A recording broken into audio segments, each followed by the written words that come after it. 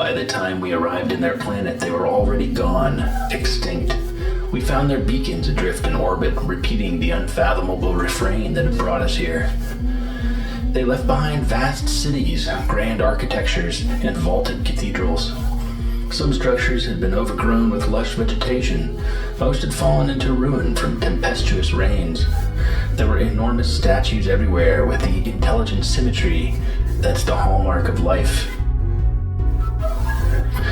We all knew it had been a possibility, but to find only the husk when we had hoped to meet our equals, a companion life form among the stars, that was a real heartbreaker. We couldn't bring ourselves to spend too much time among those towering places where aliens once strode like giants. There were endless bookshelves, faded, disused libraries containing millions of unintelligible texts, but they were perfectly preserved. My hands caressed spines made from unknown materials more supple than leather and vellum, soft as taffeta silk under eternal halogen lamps that lit the corridors between corridors within corridors that I explored. I wandered for a month studying their works and writing about them. I shared my findings with my compatriots, but I don't think anyone read my words. My lonely text about these lonely texts. And what were they anyways? Tax reports, scientific studies, great works of philosophy, theology? Nobody could tell. Those that had lived here had brought meaning to every nook and cranny, great aesthetic value in every corner. All except this one sector which we avoided, a vast metallic surface devoid of any ornamentation or significance that we could see. We heard emanating from its depths a rhythmic beat that came faster and faster, louder and louder, and then stillness for almost an hour, finally dying out like a ringing bell after the longest day, as if each impact were pushing forth all measure of time, passing, past, present, future. Once you heard the rhythm, you couldn't unhear it. It pervaded the planet. Maybe that's what drove them to extinction. We found traces of their presence, footprints fossilized in the dust, flattened or worn away after eons. Sometimes I saw a glimpse in the corner of my eye, but when I turned, nothing.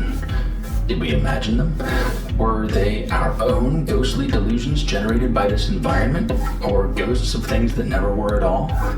In any case, they didn't make contact with us. Perhaps they felt shame for what must have been their colossal demise. In time, we discovered these people were a sort of roving species, capable of colonizing uninhabited worlds and making the atmosphere breathable within decades.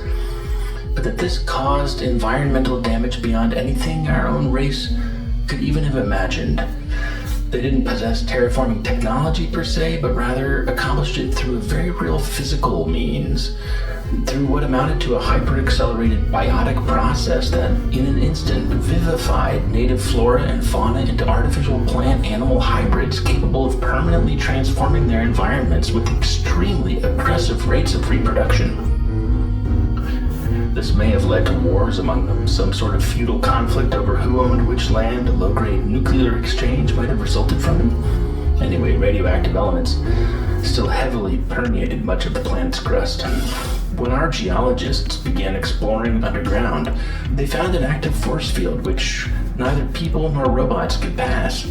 Some sort of atomic bombardment from that low-grade nuclear exchange probably caused a warp in space-time at this point, sending them hurtling into another dimension, or scattering them across many dimensions, displacing them far beyond the reaches of any explorer from any world.